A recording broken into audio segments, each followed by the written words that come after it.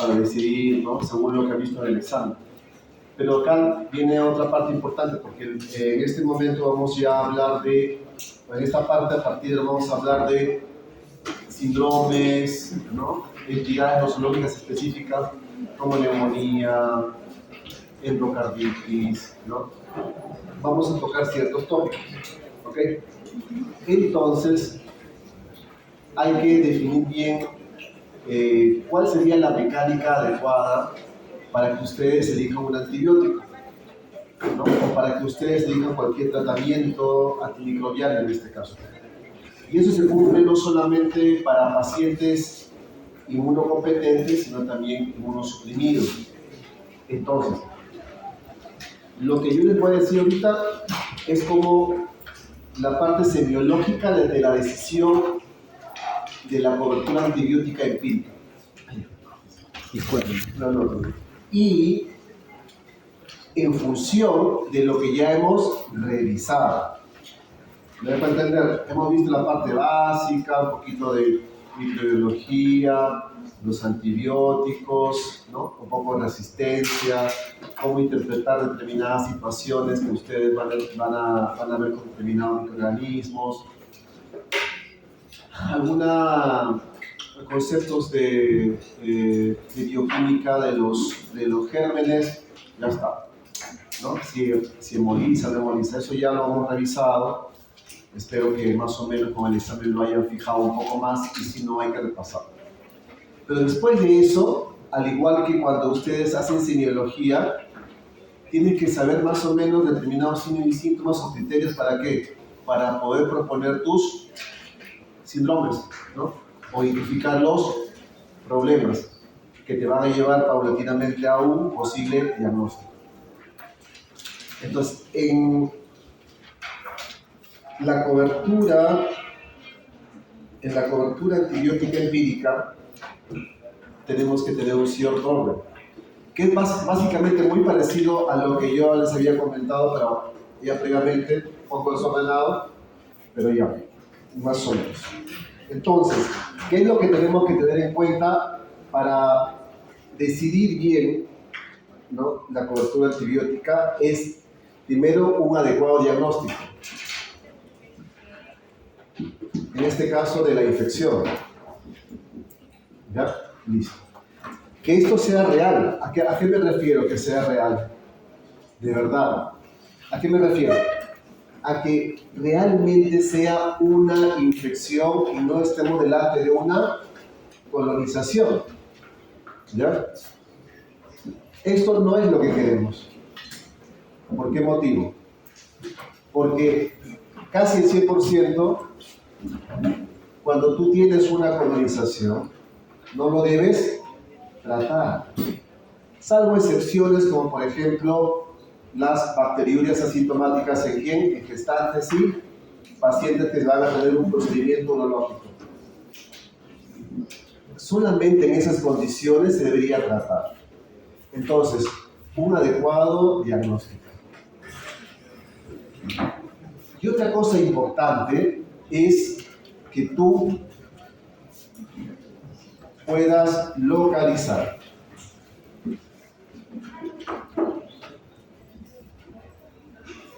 El foco. Esto es importante porque a partir de ahora vamos a hablar de entidades específicas. ¿A qué me refiero a esto? Que tú me digas, doctor, luego de haber examinado todo, y sospechando que realmente tiene una infección, sea bacteriana, viral, parasitaria, lo que fuera, yo pienso que esto es una neumonía.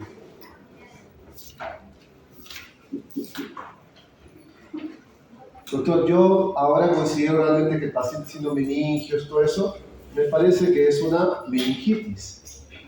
O escucho un soplo y tiene síntomas periféricos, yo le propongo, doctor, que esto sea una endocarditis. Entonces, tú tienes que estar en la capacidad, luego de haber estudiado, ¿no? Hecho las primeras partes que hemos nosotros revisado, de poder decir, este es un diagnóstico real de infección, no es una colonización. Este Y esta infección está localizada en el pulmón, en el cerebro, en las válvulas cardíacas, en partes blandas, en el tracto urinario, ¿no? A nivel hepático, a nivel esclénico, en las articulaciones. ¿Se dan cuenta? Lo interesante de las enfermedades infecciosas es que los agentes infecciosos, los patógenos, sea cual fuere, no te van a decir dónde ir. Ellos van nomás. Pero lógicamente algunos tienen más preferencia a algunos órganos. Pero ¿dónde se rompe todo esto? En los pacientes inmunosuprimidos. Ahí el germen va donde mejor se le ocurra. El lugar más irracional podría estar ahí. ¿Y eso cómo lo van a encontrar? Cultivando o tratando de identificar por medio de biología molecular, algunos otros métodos de poder identificar, aislar el germen, el agente infeccioso. Hasta ahí creo que es lo correcto en función de todo lo que hemos hecho hasta ahora, que es bastantes técnicas ahí.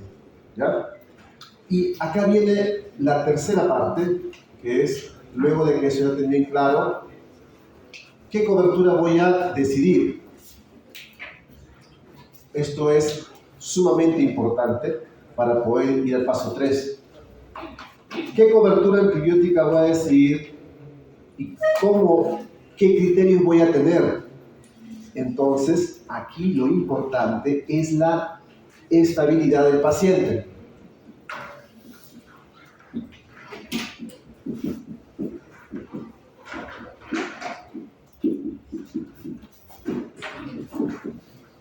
Cuatro, importante, la exposición del paciente. A exposición me refiero al hecho de ver si está en la comunidad, ver si es un paciente hospitalizado, ha hecho un viaje, tiene animales, trabaja no sé dónde, o sea, es médico, ¿no? Y por ejemplo trabaja en la selva, ¿no? Donde fue, exposición, a eso me refiero. Y quinto es el hecho de haber sido expuesto a antibióticos antimicrobianos en general, en los últimos 3 meses, que es el punto de corte que mucha gente, ¿no? En las guías, en scores, colocan el tiempo, ¿no?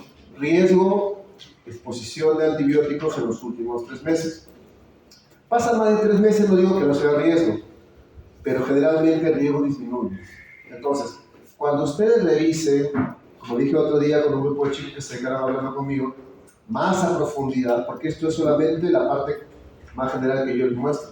Ese día estábamos con unos chicos que se quedaron, estaban mostrando unas guías, y las guías son más complejas de lo que no se han dado cuenta, ¿no? De lo que hemos conversado. O sea, si quieren complejidad, revisamos más y es más complejo, te hundes más, y llega un punto en que probablemente no logras entenderlo. Y yo mismo, pero cuando ya es más profundo, es mucho más complejo. Pero se requiere eso en el día a día cuando vas al paciente, no necesariamente. Eso ya cuando vas a tratar de buscar la respuesta a una pregunta específica de investigación, es necesario profundizar, meterte a lo más profundo del conocimiento. Entonces, estabilidad del paciente. ¿A qué me refiero yo con esto?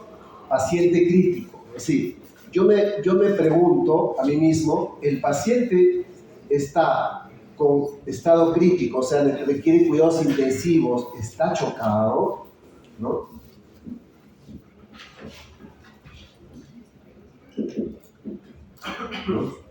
Entonces, yo digo sí o me digo no.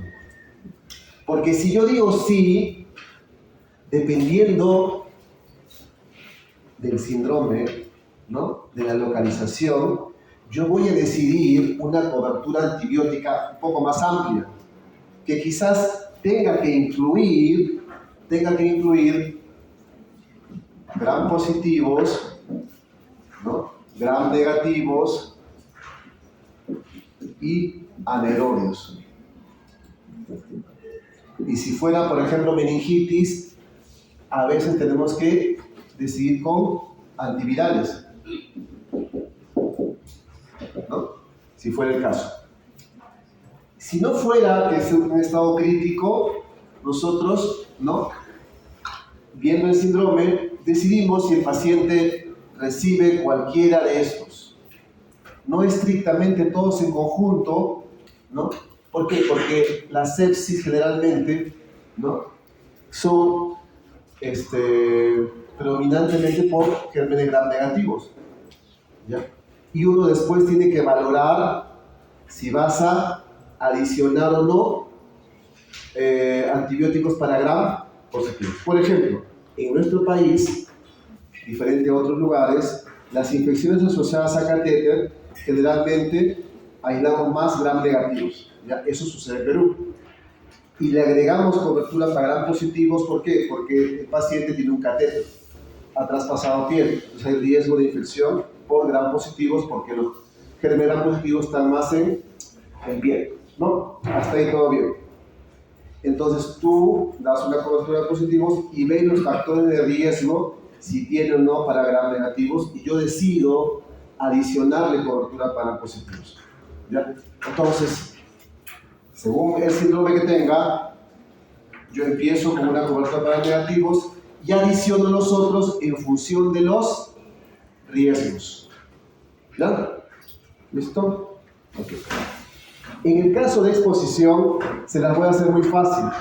Inicialmente, lo que ustedes tienen que tener en su cabeza, una vez que ya estoy acá en el 304, digo mentalmente, este paciente ha estado hospitalizado en los últimos 3 meses, ¿no? Es decir,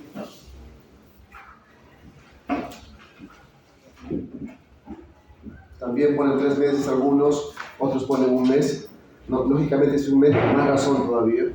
Y yo digo sí, y digo no. Y si yo digo sí, lo que tengo que tener en cuenta es cuál es el mapa microbiológico de mi hospital. Cuál es el mapa microbiológico, incluso en otros países, de mi estado, de mi localidad. Conocen los gérmenes que circulan. Un método para eso, aunque parezca mentira, es bien interesante, es ver los gérmenes en el agua residual de los hospitales. Hay un estudio bien interesante que lo dirigió este chiquito, ¿cómo se llama? De acá, Renato Soriano, lo publicó hace 2 años con Paul Marcos, con el profesor Paul Marcos, ¿no? Y buscaron agua residual y cultivaron y encontraron carapelemasas, gram negativos con carapelemasas en el agua residual. Es una forma muy práctica de saber qué circula en ese hospital, ¿no? Y hay estudios más grandes que no hemos hecho acá en Perú, que no se han hecho, pero que es ver agua residual en los desagües para saber qué cosas pudiera haber en tu comunidad, ¿no? Eso es bien bonito, ¿no? Se podría hacer en un momento. Y eso está ahora en tendencia, ¿no? Mapear aguas residuales para saber qué circula en Ñaño, por ejemplo, ¿no? Qué gérmenes podrían haber, ¿no? Para saber qué cosa es lo equivalente acá, porque sale un poco más barato y menos complejo que comenzar a hisopar, pues, hacer hisopado rectal, un montón de población de acá, tomar hisopado orales a de la paciente, hacer, ¿no? Agua residual puede ser una buena salida. El punto es, si tú sabes un mapa microbiológico, tú vas a dar la terapia de cobertura empírica. Puedes usar cefalosporinas, quizás si es que es sensible en tu hospital, o quizás piperacilina, tazobactam, o carbapenems, ¿no? Dependiendo. O quizás realmente en tu hospital existe más riesgo de gérmenes MRSA, es decir, Staphylococcus aureus resistente a meticilina, ¿no? Lo que tú más o menos veas. O cómo están los enterococos, son sensibles o no resistentes a ampicilina, a vancomicina. Entonces tú decides ahí. En cambio, si dices que no ha estado expuesto, lo más probable es que el paciente tenga un germen comunitario, ¿no? Haces una cobertura para NAC, ¿no? Para neumonía asociada a comunidad, aquí en la comunidad, perdón, ¿no? Una cobertura para meningitis, común y corriente. ¿Me dejo entender? ¿Ya? Ahí yo voy pensando. Y en el caso de antibióticos es ver, muy importante en nuestro país, afortunadamente, es ver si ha estado hospitalizado o si ha estado expuesto a carbapenems. Es muy importante que ustedes pregunten, señora, porque estoy hospitalizado hace un mes. ¿Recuerda usted que le dieron? O quizás revisen los registros de la historia clínica y aparecerá que quizás recibió ertapenem, meropenem, imipenem, ha recibido vancomicina hace un mes. Probablemente no vas a tener que, lamentablemente, si el paciente está mal, bajar del nivel del último antibiótico que recibió. Si está séptico, vas a tener que dar ese antibiótico inicialmente, habiendo tomado cultivo previamente y esperar que los cultivos salgan. ¿Me dejo entender? Así es más o menos como vamos tienen que ir pensando, ¿no? Para el manejo de la cobertura empírica. ¿Por qué hago bastante énfasis en esto? Porque en la actualidad el uso irracional de antibióticos es demasiado alto en el país. Entonces, antes esto no le enseñaba, ahora todas las facultades de medicina, los cursos de infectología se esfuerzan en que de alguna forma u otra, sea el método que fuere, intentemos razonar antes de prescribir, ¿no?, los antibióticos. Porque ¿qué sería lo más fácil? A ver, chicos, ahora que ya ustedes más o menos han dado su examen, ¿qué le dan a un paciente ya, si no quieren pensar? Meropenem con PAMA, no dice cómo. Es bastante triste, pero lamentablemente, no ustedes, pero ustedes están en formación, yo se los permito, pero sí hay muchos colegas de ya mayores que todo ven en vacunación de meropenem. Entonces lo ven más fácil. Es más sencillo, es cierto, yo y ahí lo aseguro con todo. Pero el riesgo no es ahora, el riesgo es en el futuro, ¿no? De acá a 5 o 10 años, lamentablemente ustedes probablemente van a tener que enfrentarse a los gérmenes resistentes carbapenems más que yo. Como les decía yo, en mi época ceftriaxona era lo más alto, ¿no? Y el carbapenem era una cosa, uy, no vamos a carbapenem. Y ahora lo usamos muy común. Esto es lo común. Pero si ustedes, y de acá terminamos esta parte, si ustedes se van a enfrentar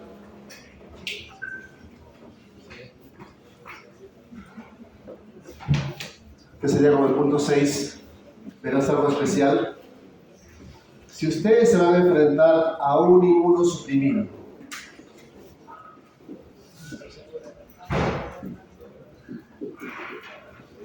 pacientes con cáncer, con quimio, trasplante de médula ósea, trasplante de órgano sólido, pacientes lúpicos, ¿no?, reumatológicos con biológicos.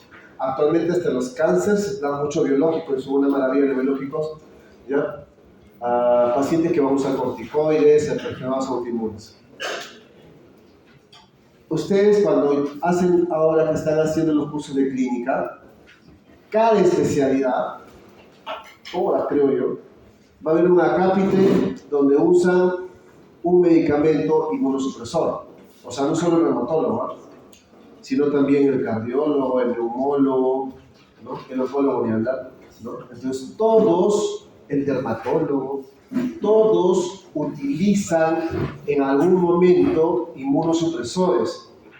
Es casi imposible decir que no lo usan, siempre lo usan.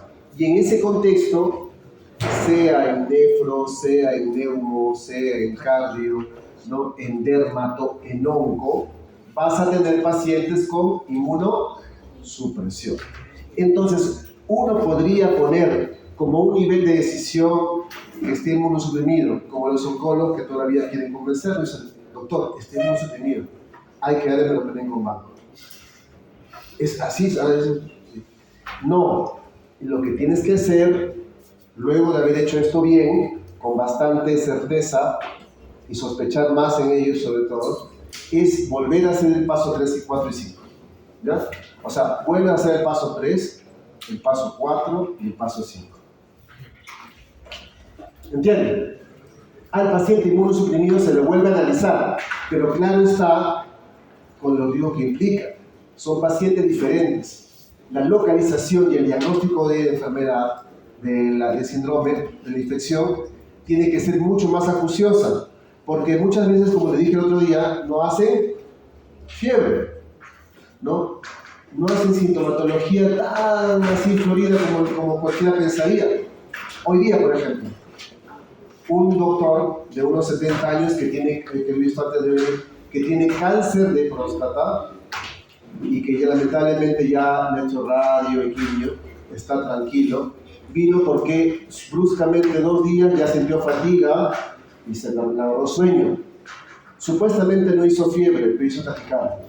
Llega con nosotros y como ves, ya está con tanta inmunosupresión, ¿no? Ya está en su tercera quimio. Le tomamos varios hemocultivos, como 4 o 5 frascos, ya listo, le dimos solo ceftriaxona, ¿no? Porque estaba tranquilito, ¿no? Estable, ¿no? Razonándose, ceftriaxona. A los 2 días le aparece un estafilococo londinensis en sangre. ¿Así? El londinensis, como bueno, creo que lo mencioné, es un coagulasa negativo, pero es el único coagulasa negativo que se le da una equivalencia como estafilococo aureus, así que lo maneja como tal, ¿no? Como una bacteremia por aureus, así lo manejamos a los londinenses. Entonces, ese paciente estaba resistente a meticilina, le dimos banco, muy bien el doctor. Supuestamente me informaron que todo está bien y yo llego el día de hoy y me dicen, Jorge, quiero que lo veas nuevamente. ¿Por qué? Pero si estaba bien. Me dice, bueno, lamentablemente ha hecho 2 picos de fiebre. Entonces vamos a hablar con el doctor, todo, no tiene que estar soplando, que ya le duele acá, tiene un dolor en el abdomen, ¿no? Y le encuentro un soplante en el lado izquierdo, en el pulmón izquierdo. Caballero, hay que taquearlo y buscar otra vez el foco, replantear todo.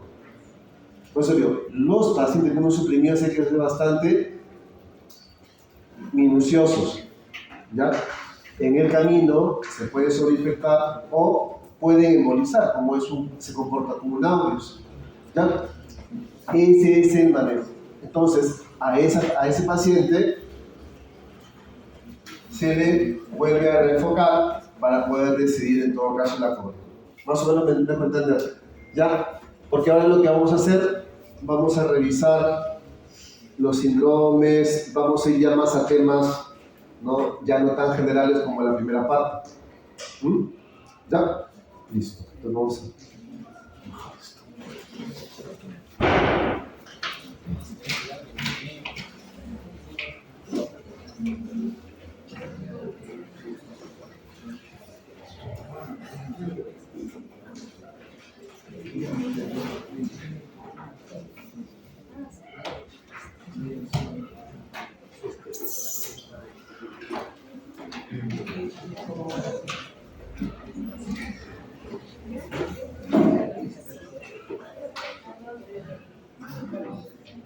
¿Cuándo viajan a Iquitos?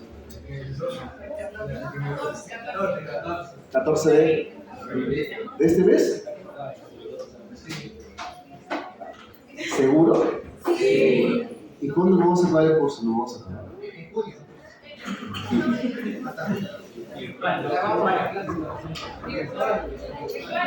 ¿Virtual será? Algo de por se puede, pero... No, sí hay señales, sí, bueno. No, Iquitos tiene todo, ¿no? O sea, Iquitos, yo iría incluso hasta... Iquitos es el único, bueno, debe haber más, pero fue el primero que tuvo su laboratorio de INS descentralizado. Por eso ellos en su momento sacaban las pruebas de dengue, leptospira, malaria por molecular antes que Lima. O sea, lo hacían rápido. Acá, por ejemplo, pides una prueba, se demora 1 día, 2 días. Hace años, ¿eh? Porque ahora tenemos las pruebas rápidas. Pero Iquitos lo hacía menos, ¿no?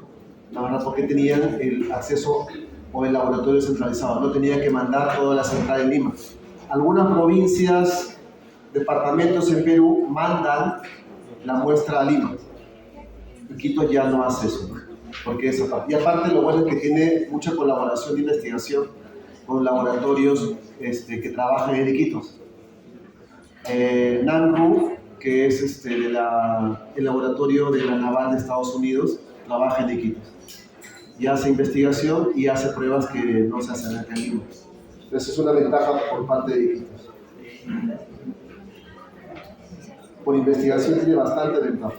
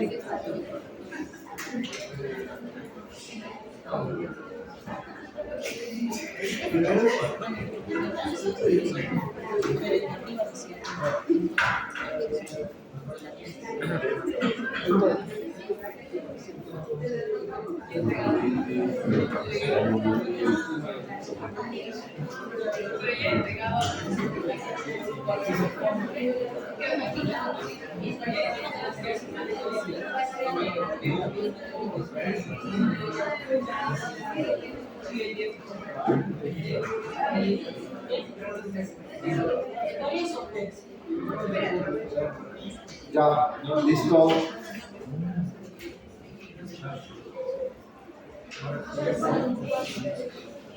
Vamos a ir viendo endocarditis, infección urinaria, partes blandas y neumonía. ¿Ya? Ok. Meningitis la vemos en otra parte según lo que está en el temario. Eso aparte. Que es un poco, no guió largo, pero sí hay que ser un poco más detallado. Ya.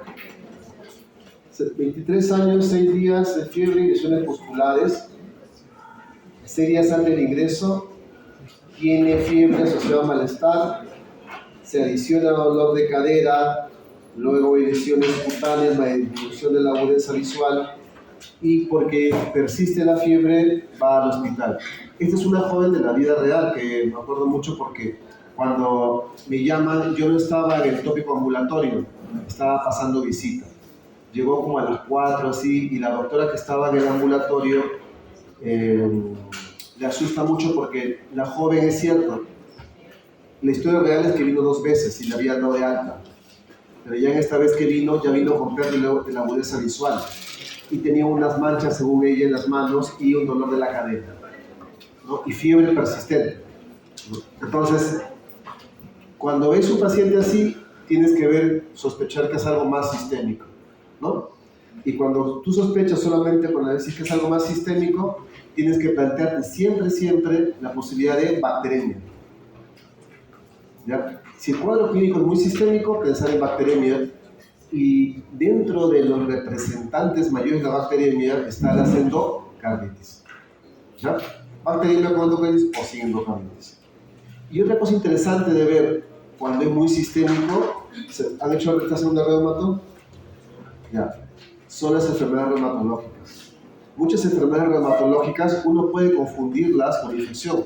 Por eso siempre los reumatólogos y los infectólogos mutuamente rotamos en las especialidades. Yo he rotado por reumatología y los reumatólogos siempre rotan por infecto, ¿no? Es algo así. ¿Por qué? Porque son especialidades muy sistémicas. Entonces, si un paciente viene con un cuadro clínico muy aparatoso, muy sistémico, con síntomas qué sé yo, dermatológicos, síntomas articulares, hay que pensar en la posibilidad de una bacteremia, ¿ya? Siempre. Entonces, y esta paciente, una cosa muy interesante, trabajaba en la uni, ¿no? Trabajé en fotocopias, usaba uñas muy largas y siempre usaba estos ¿no? engrapadores. No sabemos en qué momento, cómo habrá pasado la puerta de entrada, hasta ahora no entendemos, pero algo ha sucedido para que ingrese un germen en su cuerpo. No hay viajes, no hay enfermedades crónicas, no es crónica nada, no vendedora, ahí. Y estos son sus signos vitales. Entonces, tiene fiebre en 38, una frecuencia respiratoria de 22,